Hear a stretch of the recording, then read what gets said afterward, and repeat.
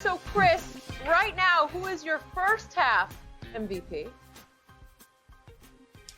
If I had to vote right now, I would give it to Joel Embiid, slightly ahead of LeBron James and James Harden, in that order. So LeBron number 2, Harden number 3. But Embiid, the only negative against Joel Embiid is that he's missed 6 games. And that actually may bolster his case because Philadelphia is 1-5 in those games, and they're 23-7 with him, which over an 82-game season is a 63-win pace. So Embiid is doing it all. You know, I've always said I want to see him in the post more, and I've even been saying that this year. But I've just come to accept that in today's NBA, you're only going to post up so much. I don't care how big you are. But that said, he does lead the league in post-ups and post points. So he's doing it down low at times. His mid-range jumper has become deadly. His three-point shot, he's shooting 42% from the arc. As we saw last night, that was tremendous. So he's a very, very good three-point shooter. He's 85% from the foul line. Defensively, we know he gets it done. He is beating LeBron and James Harden in the traditional stats of points and rebounds, field goal percentage, in the advanced stats for the most part, and then in terms of his team's record with him versus his team's record or that they plummet without him. So James Harden, I just think it's clear. I mean, not James Harden, Joel Embiid, I think you'd have to give it to him at this point in time. You want to go, Skip? No, that was the go. argument I made earlier. But so I'm going to let you. Oh, you want me to go? Yeah. I agree with you, Chris. I went to slight nod. I went to slight nod with Joel Embiid.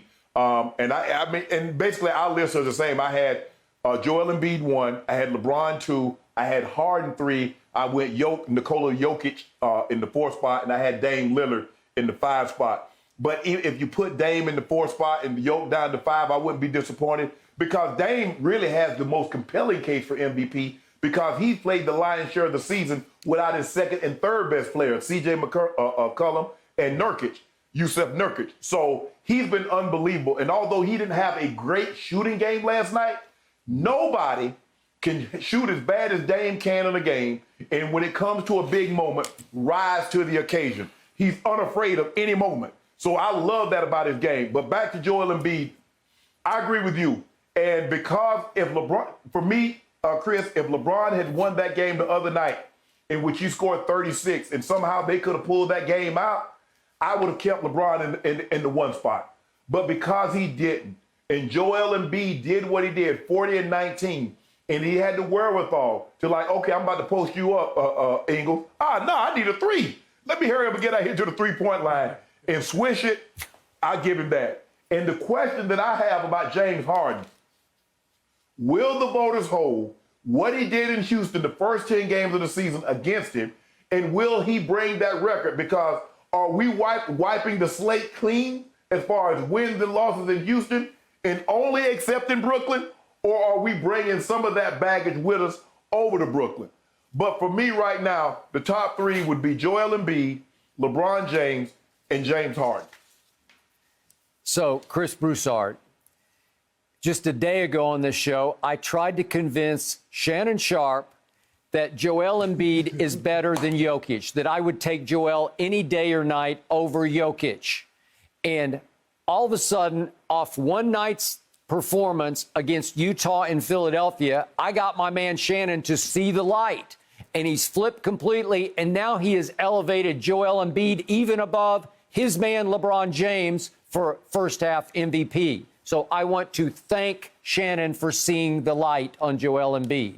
That doesn't Skip, baby. See, you want everything to be etched in stone. Like, okay, but you said this. Okay, Joel Embiid played great. It's going to be floating. It's going to be fluid. You make it seem like, guess what? I believe at some point in time, maybe James Harden will be in the 1 spot. LeBron's going to go back to the 1 spot. Who knows? The Nuggets could get hot. You don't get to stay there. Okay, since he's in the 1 spot at the beginning for the first 25 games, he gets to stay there for the rest of the games. Not if it's not deserving. Joel Embiid has played well enough to be in the 1 spot. I don't do floating. I don't do fluid. I stand by what I say. And I said Joel Embiid has finally figured out how to get and stay in shape, and he is a maturing monster. All the points Chris made, I 1,000% agree with, but I have to add a big one. Joel said after the game last night, my goal is to be Defensive Player of the Year. Defensive Player of the Year. And down the stretch last night, he looked like the Defensive Player of the Year. So when I add all that up, I definitely have Joel Embiid as my #1 MVP pick for the first half of the year. But now, to my bottom line, I don't have LeBron James in my top 5 because he fell out. Speaking of floating, he floated right down the February River out of the top 5 because I can't defend the fact. And remember, for the record, a year ago, I had LeBron winning the MVP. But this year, without AD, we all agreed he had a golden opportunity to make his case, and he's gone 3-5 without Anthony Davis. And he's gone 2-4 at home. And he lost to Brooklyn at home with no KD, and he lost to Miami when Miami was actually struggling, and he lost to 10-17 Washington at home. Then he lost to Phoenix the other night when they had lost Devin Booker early in the third quarter. I'm sorry, you can't defend a man whose three-point shooting has fallen for the year all the way down to 35.8%. That ranks 120th in the NBA out of 164 qualified three-point shooters. His free throw shooting has plummeted to 69.2%. That ranks 102nd of 112 qualified free throw shooters. That's pathetically bad for a man that again, Shannon tries to tell me is not only the GOAT, but still the reigning best player on the planet. I can't make an MVP case off a guy who's also second in the league in turnovers. So in the end, I'm going Embiid. Then I got James Harden just a close second. And I agree with Shannon. He gets disqualified because of that ugly start in Houston. I've got Dame rising all the way up because he's got his team in the 5th seed to 3rd. Jokic is now the 7th seed. They're a disappointment at 20-15. I got him 4th. And I got Chris Paul for the miracle he is pulling off in Houston. In Phoenix right now. They've won 12 out of 14. They're the 2 seed right now. So I think he is the driving force and an MVP candidate in Phoenix right now. So LeBron is 6th.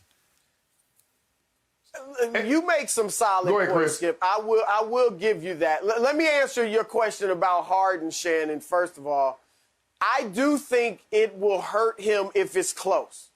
I think Harden's only real chance to win the award is if Brooklyn just goes on an absolute tear over the second half. Really, if they just keep this up, what if they won 10 of their last 11?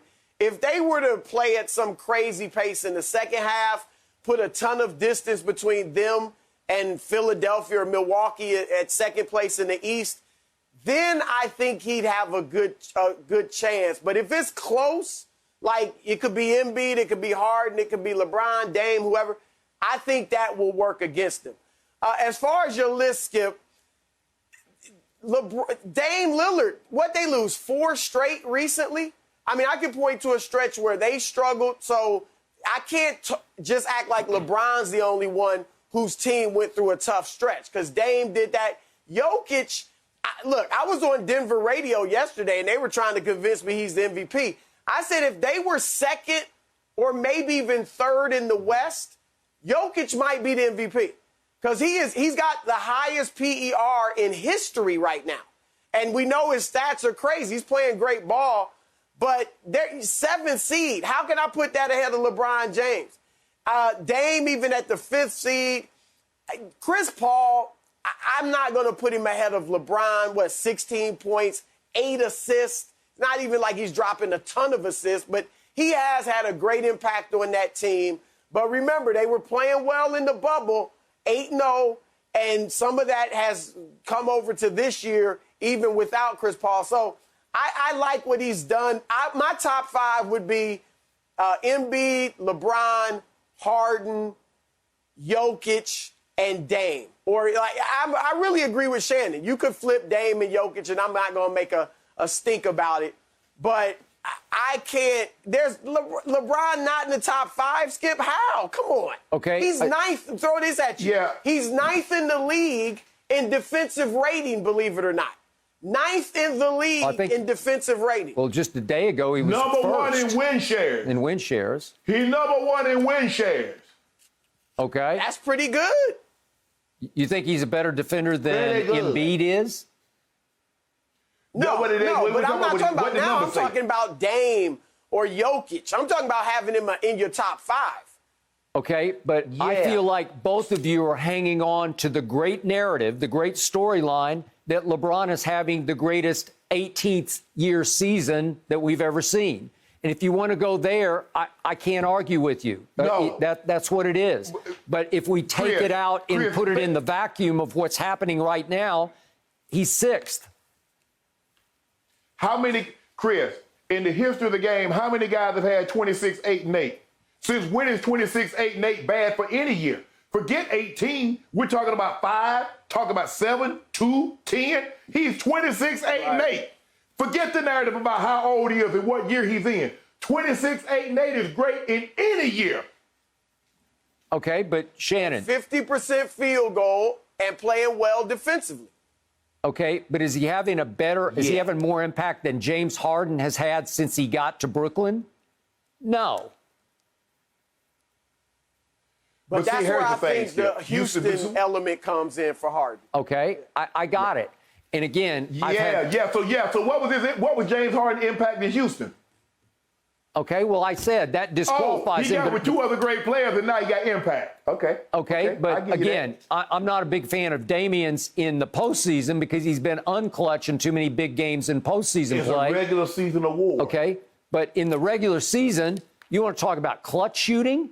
And again, Shannon, you made the point about Dame. He's down 2 co-stars, and he makes clutch shot after clutch shot. Didn't have a good game last night, and then 13 seconds left, he hits the game winner. Thank you for watching. You can subscribe here to get the latest from the show, and be sure to check out more of the best clips from Undisputed, or go watch a few other segments from our other shows on FS1.